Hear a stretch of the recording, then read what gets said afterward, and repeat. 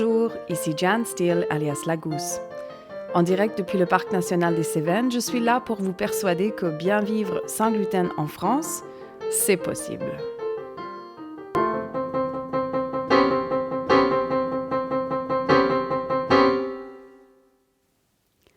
Gérante d'une cuisine pédagogique et d'une chambre d'hôte 100% sans gluten dans le Parc national des Cévennes, je suis aussi malade cœliaque depuis toute ma vie et maman de 2 enfants qui eux aussi mangent sans gluten. La communauté des personnes vivant sans gluten est en croissance permanente. Mon objectif est d'offrir à ces gens des pistes vers une vie meilleure sans gluten. Allons-y!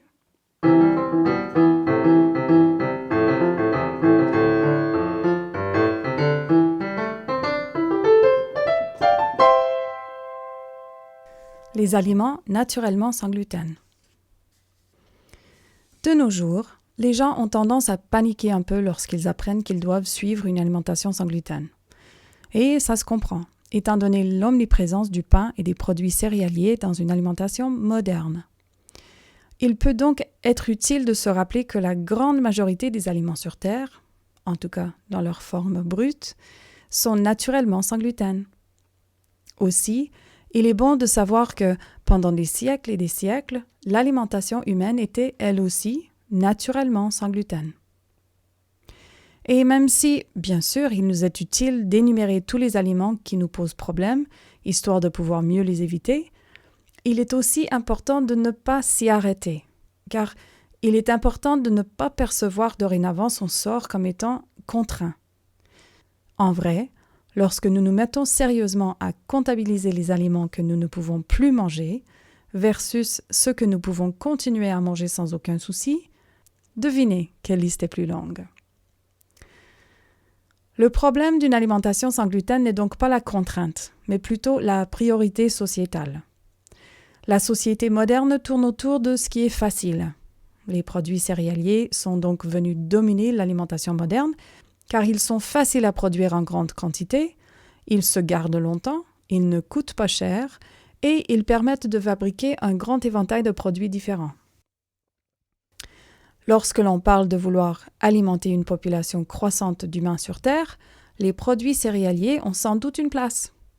En revanche, à mon sens, la place qu'ils occupent aujourd'hui dans une alimentation lambda dans la société moderne est beaucoup trop grande, car nous n'avons plus autant besoin des calories que ces produits peuvent fournir.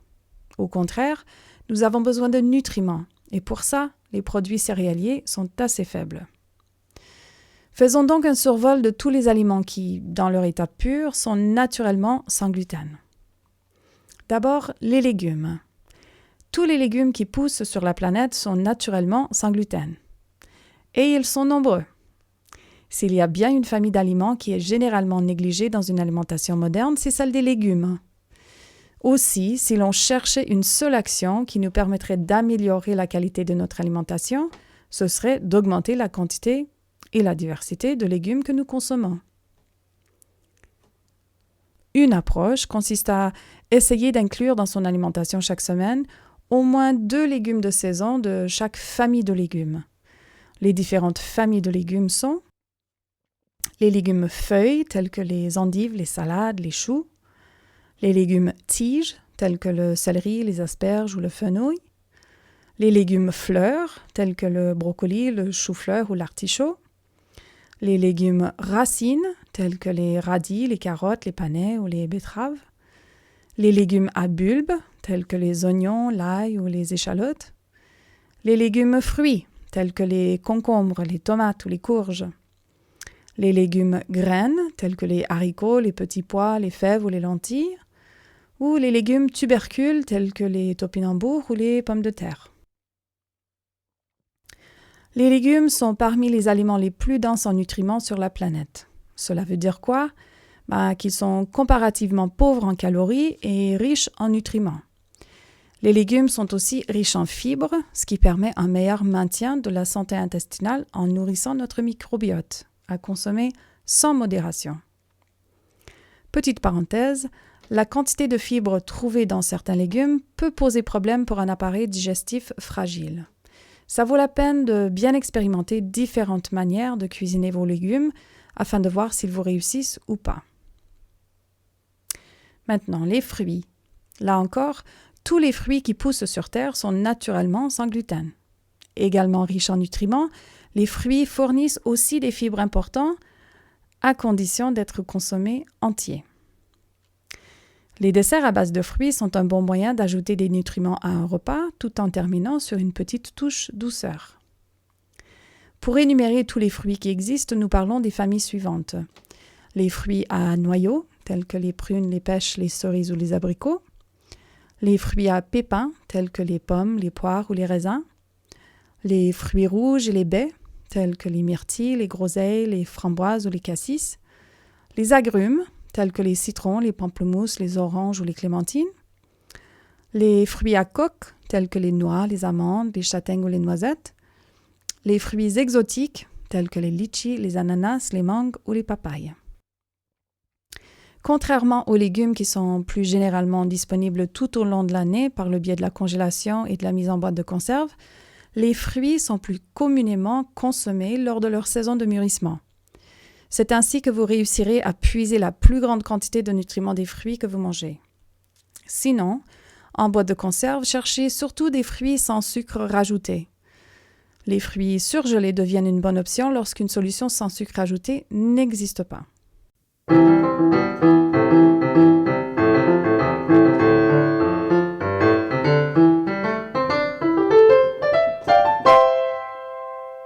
Si vous êtes nouvellement diagnostiqué et que vous souhaitiez approfondir tous ces concepts avec moi, sachez qu'un séjour intitulé « Sans gluten intelligemment » est programmé tous les mois de l'année scolaire à la Gousse. Grandement accessible de par les gares de train de Montpellier et de Nîmes, ce séjour est à la fois une pause salutaire et un investissement pour soi-même. Je garde exprès le tarif de ces séjours au plus bas afin de permettre à un plus grand nombre de personnes d'y accéder. Surtout au début, un tel séjour offre une aide ciblée. Un long week-end dans les Cévennes pour vous permettre de manger sans gluten en toute sécurité, poser toutes vos questions en temps réel à une expérimentée et pratiquer des recettes qui vous serviront dorénavant dans votre quotidien. Tous les détails sont disponibles sur le site web de la Gousse. Maintenant, les protéines animales. Un autre groupe d'aliments naturellement sans gluten est celui des protéines animales. Malgré le discours généralisé un peu partout dans le monde moderne nous incitant à diminuer notre consommation de viande, je suis personnellement persuadée de l'importance de la viande dans une alimentation saine sans gluten. Non pas que nous devons en consommer des quantités faramineuses, mais les protéines animales offrent une bonne densité nutritionnelle ainsi que quelques nutriments très spécifiques qui favorisent une santé robuste. Et ces mêmes nutriments sont moins disponibles et ou moins aisément synthétisés dans nos corps lorsqu'ils proviennent des sources végétales. Les différentes familles des protéines animales sont les viandes rouges telles que le bœuf, le mouton ou l'agneau, les viandes blanches telles que le veau, le porc ou le lapin, le gibier tel que la venaison ou le sanglier, la volaille telle que le poulet, la dinde, le canard ou l'oie, dont les œufs aussi sont une bonne source de protéines animales, les poissons tels que les sardines, les maquereaux, le cabillaud, le colin, enfin il y en a plein, les fruits de mer tels que les crevettes, les huîtres, les moules ou le homard, et enfin une petite famille plus rare qui rassemble toutes les protéines telles que l'escargot ou les cuisses de grenouille. Maintenant, si je préconise la consommation des protéines animales, je ne ferme pas pour autant les yeux sur le problème de l'élevage industriel. J'ai horreur des élevages intensifs où la qualité de la vie de l'animal n'est pas considérée. D'ailleurs, comment imaginer qu'un animal malheureux puisse offrir ensuite une viande saine? C'est un non-sens. Au contraire, je suis pour que la vie de nos animaux à consommation soit les plus naturelle que possible et pour la consommation des animaux telle qu'elle était pratiquée autrefois. Les chasseurs-cueilleurs ne s'embêtaient pas à poursuivre un animal plusieurs heures, voire plusieurs jours de temps, seulement pour en retirer la viande d'un muscle par-ci et par-là, et en gaspillant tout le reste. Eux, lorsqu'ils arrivaient à tuer un animal, l'intégralité de cet animal était utilisée, du museau jusqu'à la queue. Dans nos alimentations modernes beaucoup trop aseptisées, nous nous limitons beaucoup trop à la viande musculaire, qui offre comparativement peu de nutriments. Nous laissons beaucoup trop souvent de côté les abats, qui sont les coupes les plus denses en nutriments, Et nous jetons très régulièrement les os. Ça aussi, c'est un non-sens. Si nous nous limitions dans notre consommation de la viande musculaire, si nous diversifions notre consommation pour y inclure des coupes de toutes sortes, et si nous faisions beaucoup plus régulièrement des soupes maison avec des os, nous pourrions minimiser le nombre d'animaux abattus tout en améliorant l'état de la santé des consommateurs. En diversifiant les parties consommées, nous ferions preuve d'un plus grand respect pour chaque animal sacrifié et nous améliorerions l'apport nutritionnel que ces aliments nous apportent. Tu parles d'un win-win. Enfin, les céréales sans gluten. L'histoire du pain a démarré il y a environ 6000 ans en Égypte. Et on découvert que lorsque l'on laissait certaines céréales dehors sous la pluie, il en résultait un produit presque vivant qui gonflait et respirait et qui, une fois cuite, fournissait une bonne énergie. Les populations égyptiennes ont pu, sur le long terme, associer le développement de leur ville à la disponibilité du pain, une denrée facilement distribuable en quantité régulière vers leurs ouvriers. Mais faire d'une céréale un aliment comestible pour l'humain n'est pas en soi une chose simple. Alors que la grande majorité des fruits et légumes, et même certaines viandes, peuvent se manger crus, les céréales doivent être torréfiées, moulues pour en faire une farine et, en tous les cas, cuites avant d'être digestes. Néanmoins, nous y sommes parvenus et les produits céréaliers sont parmi les aliments les plus consommés partout dans le monde. Pour nous qui devons manger sans gluten, nous pouvons reproduire les produits céréalisés classiques. Seulement, nous devons nous servir des céréales sans gluten. Celles-ci sont les riz complet, riz demi-complet, riz noir, riz rouge, riz gluant. Il faut savoir qu'il existe autant de farines de riz que de sortes de riz. Le millet ou le sorgho, le teff, une petite céréale d'origine éthiopienne comparativement forte en protéines, le quinoa, le sarrasin ou le blé noir, le maïs et puis l'avoine. Mais l'avoine représente un cas un petit peu à part car il n'y a pas du tout consensus dans le monde sur la permissibilité de cette céréale dans une alimentation sans gluten. Quand j'étais diagnostiquée malade cœliaque, moi, au Canada, en 1977, l'avoine faisait partie de la liste des céréales à éviter. C'est d'ailleurs toujours le cas aujourd'hui en Australie. Et en Australie, une personne cœliaque qui souhaite tester aujourd'hui sa capacité à digérer des produits d'avoine doit encore le faire sous surveillance médicale. En Europe, c'est depuis 2014 que nous voyons apparaître sur le marché des produits d'avoine étiquetés sans gluten.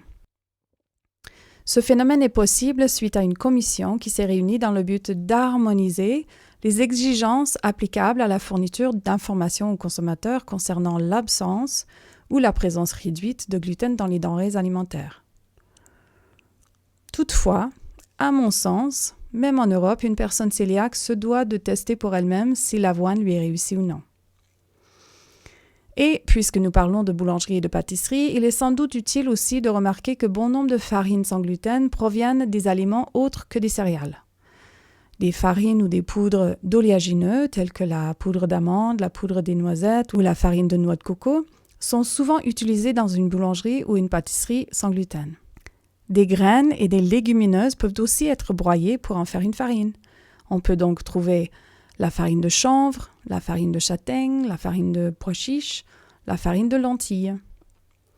Enfin, des amidons qui peuvent offrir une certaine légèreté à nos produits boulangers peuvent dériver de certains légumes. On trouve donc une farine de tapioca, une farine de manioc, farine de souchet, un amidon de pommes de terre, de l'arrowroot, la farine de patate douce. Et tous ces produits se trouvent en France, parfois dans des magasins d'aliments naturels, parfois dans des boutiques asiatiques ou africaines. Vous voyez donc que la liste d'aliments que nous pouvons sans aucun problème consommer tout en suivant une alimentation stricte sans gluten est très longue. Seulement, quand il s'agit des produits alimentaires disponibles en magasin, on constate une surutilisation du gluten dans les denrées alimentaires d'aujourd'hui. À ce problème-là, la solution est simple. Apprenez à cuisiner vous-même vos repas et vos denrées en version sans gluten. D'ailleurs, si vous souhaitez élargir vos compétences dans la cuisine sans gluten, je serai ravie de travailler avec vous. Songez à passer dans ma cuisine pédagogique 100% sans gluten dans le parc national des Cévennes le temps d'un après-midi, d'un week-end ou d'un séjour plus long. Ensemble, nous nous assurerons que vous ayez le savoir et le savoir-faire nécessaires pour bien vivre sans gluten en France. D'ici un prochain épisode, portez-vous bien.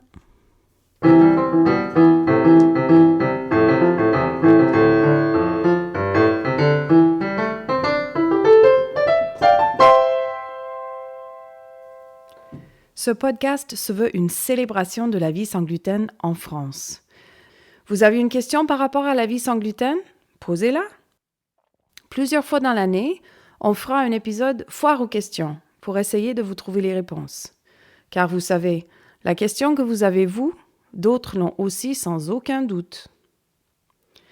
Vous faites face à un problème relié à votre alimentation sans gluten? Parlons-en. Dans la mesure du possible, nous en ferons un épisode en partageant nos expériences communes ou en tâchant d'exposer un problème pour lequel une solution n'est toujours pas dispo. Enfin, si vous souhaitez partager votre témoignage de rétablissement grâce à une alimentation sans gluten, vous trouverez un formulaire en ligne sur le site lagousse.fr/podcast. Vous aider à retrouver un mieux-être sans gluten, c'est ma passion. N'hésitez pas à vous abonner pour être au courant dès la sortie de chaque épisode. Plus notre communauté est soudée, plus facilement nous pourrons échanger des réponses et des solutions à nos différents problèmes. Bien vivre sans gluten en France, c'est possible. Les défis sont nombreux, mais les solutions aussi. D'ici un prochain épisode, portez-vous bien.